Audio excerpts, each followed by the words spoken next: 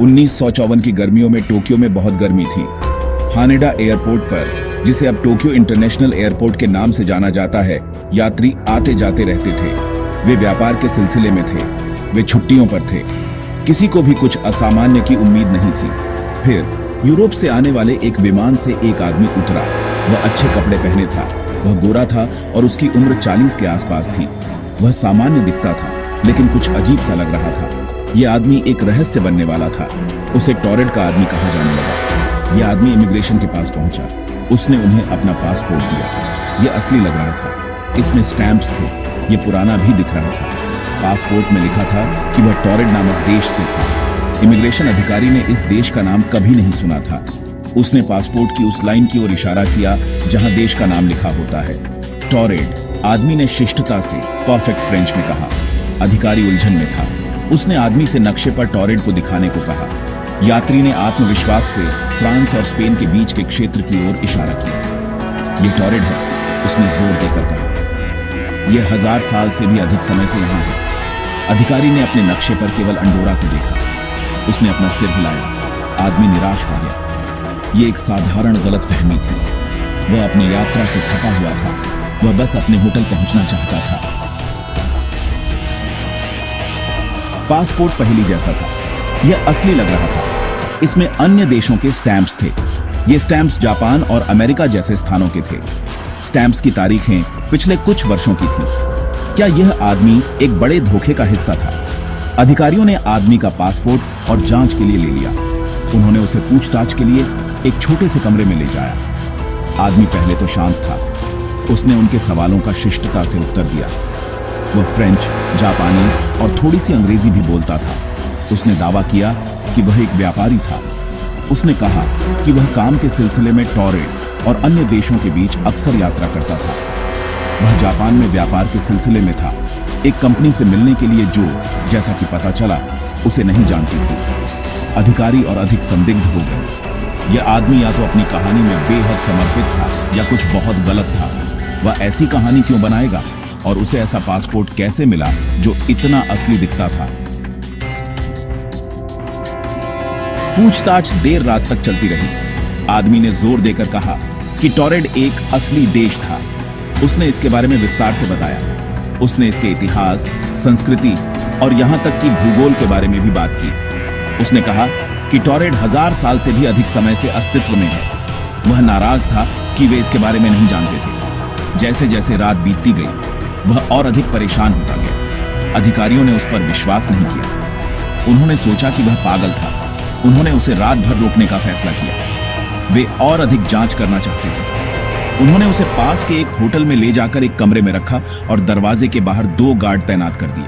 Hotel पुराना और थोड़ा जीर्ण शीर्ण था। यह उस शानदार आवाज जैसा नहीं था जिसकी वह आदत थी, लेकिन वह थका हुआ था। वह जल्दी सो गया, अभी भी अपने ब्रीफकेस को पकड़े हुए। गार्ड्स उसके दरवाजे के बाहर पहरा दे रहे थे। उन्हें इस अजीब आदमी या उसके असंभव देश के बारे में कुछ समझ नहीं आ रहा था।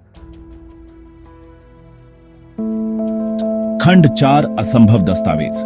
अगली सुबह अधिकारी होटल लौट आए। वे उस आदमी से और पूछताछ करने के लिए उत्सुक थे। वे उसकी कहानी की जांच कर रहे थे। उन्हें टॉरेड नामक देश का कोई प्रमाण नहीं मिला। किसी भी ऐतिहासिक दस्तावेज या नक्शे में इसका कोई रिकॉर्ड नहीं था। अधिकारी चकित थे। यह आदमी पूर्णतया रहस्यमय था। उन्होंने उसका दरवाजा खटखटाया। कोई जवाब नहीं था। उन्होंने दरवाजा खोला और कमरा खाली पाया। वह आदमी चला गया था। गार्डों को पता नहीं था कि वह कहां गया। उन्होंने उसे जाते हुए नहीं देखा था। उन्होंने उसके कमरे की अच्छी तरह से तलाशी ली। उन्हें उसका निजी सामान मिला, जिसमें उसका सूटकेस भी शामिल था, लेकिन उसका पासपोर्ट और अन्य दस्तावेज गायब थे। अधिकारी हक्के बक्के रह गए। वह कैसे गायब हो गया? कहां गया? और टॉरेड के बारे में क्या यह सच था या सिर्फ उसकी कल्पना का एक रूप था? खंड 5, गायब हो गया। टॉरेड का आदमी गायब हो गया था। उसे फिर कभी देखा या सुना नहीं गया। उसके गायब होने की कहानी तेजी से फैल गई। यह एक लोकप्रिय रहस्य बन गया। कुछ लोगों का मानना था कि वह एक समय यात्री था। उन्होंने सोचा कि वह गलती से एक समानांतर ब्रह्मांड से हमारे समय में आ गया है। दूसरों का मानना था कि वह एक एलियन था। उन्हें लगा कि वह किसी दूसरे ग्रह से पृथ्वी पर आ रहा है। फिर भी अन्य लोगों का मानना था कि वह सिर्फ एक ठग था। उन्होंने सोचा कि उसने अधिकारियों को मूर्ख बनाने के लिए एक विस्तृत धोखाधड़ी रची है। टॉरेट के आदमी का रहस्य आज तक अनसुलझा है। वह कौन था या कहां से आया था, इसका कोई निश्चित स्पष्टीकरण नहीं है। खंड 6 स्पष्टीकरण। टॉरेट के आदमी की कहानी अस्पष्टीकृत का एक आकर्षक उदाहरण है। यह एक ऐसी कहानी है जिसने दुनिया भर के लोगों की कल्पनाओं पर कब्जा कर लिया है। लेकिन क्या टॉरेट के आदमी के लिए कोई तर्कसंगत व्याख्या है? कुछ संशयवादियों का मानना है कि कहानी महज एक धोखा है। वे बताते हैं कि उस व्यक्ति की कहानी का समर्थन करने के लिए कोई सबूत नहीं है। कहानी का सबसे पहला झांत लिखित रिकॉर्ड 1981 का है, जो अस्पष्टीकृत घटनाओं के बारे में एक किताब में है। संभव है कि कहानी समय के साथ घड़ी गई हो या उसे सजाया संवारा गया हो। दूसरों का मानना है कि कहानी किसी वास्तविक घटना पर आधारित हो सकती है, जिसकी गलत व्याख्या की गई या उसे बढ़ा चढ़ाकर पेश किया गया।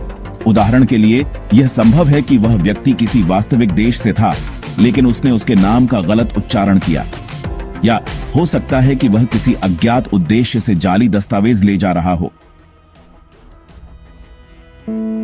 खंड 7 निष्कर्ष। अपनी वास्तविकता चुनें।